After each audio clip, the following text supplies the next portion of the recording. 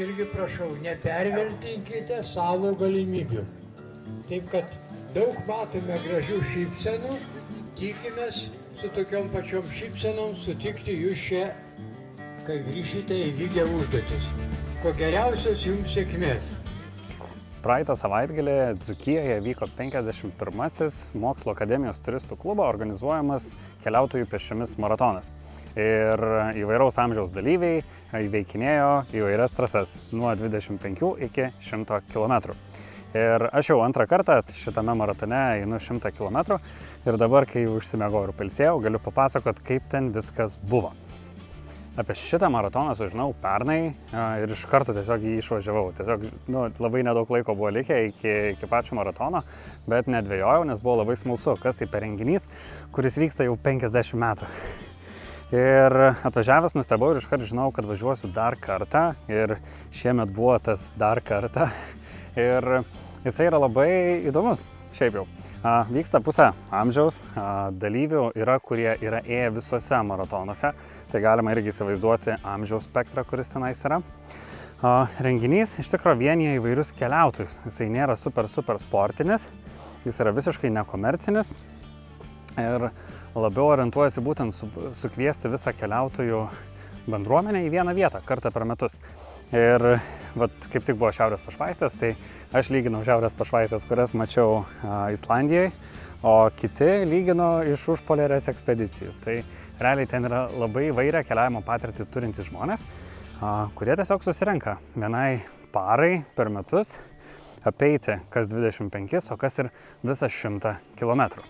Pats renginys yra old school analoginis. Žmonės jame dalyvauja visiškai savarankiškai, save prižiūri savarankiškai, maistu, vandeniu ir visku, kuo rūpinasi savarankiškai. Visi kartu palapinėse gyvena aplink starto finišo tašką. Ir realiai visoje trasoje savimi rūpinasi savarankiškai. Nėra jokių energetinių gėrimų dalybų, nėra garsios muzikos, nėra vandens puodelių nukrautų stalų ir visokių panašių dalykų.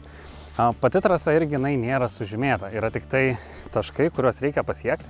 Tai varžybų pradžioje gaunamas žemėlapis, priklausomai nuo to, į kokią trasą keliauji. Ir tas žemėlapis tiesiog turi pažymėtus kontrolinius taškus. Ateini į tašką, dienos metu randi žmogų, tas žmogus pažymi tavo įskaitos kortelėje, kad tu ten tikrai buvai ir varai toliau. Tai jokių GPX failų, jokių skaitmeninių dalykų ir ant žemėlapio pats žymeklis, kuris yra ir žymi tą tašką, apima beveik pusę kilometro. Tai realiai net ne visada žinai tiksliai, kur tas taškas bus ir turi jo paieškoti. Pilnas 100 km maratonas turi 3 etapus. Pats pirmasis yra dieninis, tai yra 50 km ir jisai yra tiesiog einamas įskaitai. Tik jį prakeliavus galima judėti kitus etapus. Jeigu norisi eiti mažiau, tai galima tiesiog eiti 25. Trasa yra padaryta iš 2 dalių. Realiai tie, kas eina 25, suka vienoje vietoje į šoną ir tiesiog daro mažesnį ratą. Tie, kas eina 50, eina 50. Vėliau seka kiti 2 etapai. Vienas yra naktinis, o kitas yra rytinis. Nors tas rytinis prasideda dar turbūt saulei nepatikėjus, galima ir taip sakyti. Tai dalį laiko vis tiek galima eiti ir prieblandai. Pirmąjį etapą, 50-inį, visi eina daugiau mažiau drauge. Tai yra klubais, su draugais, grupelėmis įvairiomis, poromis ar tiesiog random ateina po vieną ir gali tiesiog surasti su kuo eiti, nes visi žmonės draugiški, visi nori bendrauti ir realiai laiko yra labai daug, nes tas pirmasis ėjimas jisai vis tiek trunka apie 10 valandų, geriausiu atveju gali užtrukti ir ilgiau. Tai tiesiog ramiai savo keliauji, tapo, tiesiog skaičiuoji laiką, kad spėtum po dieninio etapo dar pavalgyti, persirengti, pasnausti galbūt netgi prieš naktinį etapą.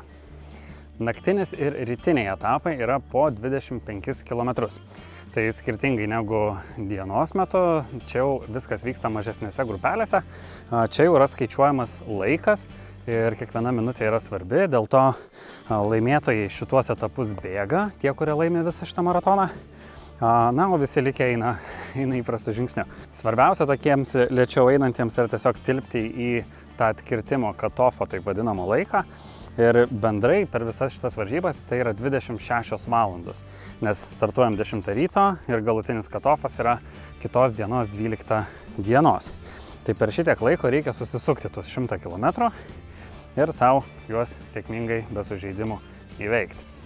Finišavęs naktinį etapą supratau, o po to ir pamačiau, kad iš tikrųjų nemenkai pritryniau keliose kūno vietose per visą šitą ėjimą ir tikrai susimašiau, ar dar galiu tęsti varžybas. Stadija iš tikrųjų buvo tokia, kad įprastas kojų ėjimo judesys buvo per daug skausmingas. Tai aš pamaniau, kad man galbūt pavyktų visgi bėgti, tai persirengiau bėgimo rūbais ir pabandžiau nubėgti iki starto finišo ir man tuo metu pasirodė, kad visai gal ir įmanoma, taip galima kentėti, taip sakant.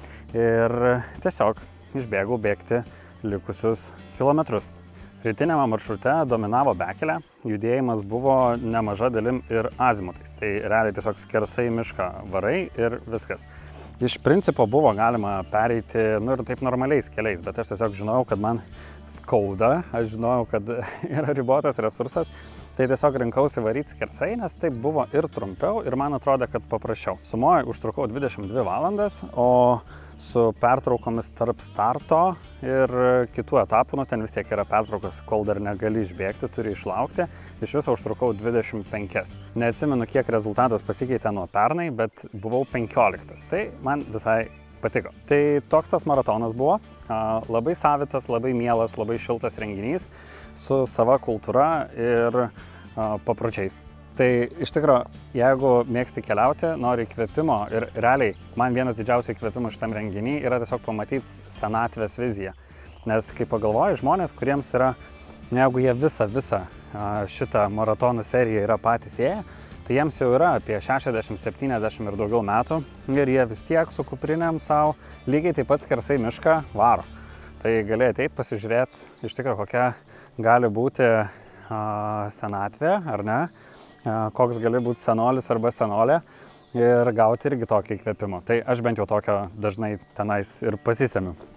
O šiaip tai yra renginys, kuris vienyje fainus keliautojus, kurie keliauja ne po viskas įskaičiuota, bet keliauja į užpolerę, keliauja į Islandijas, keliauja į tokius kraštus, keliauja savarankiškai, keliauja įdomiai ir nors kartais ir sunkiai, bet tikrai tyrinėja pasaulį.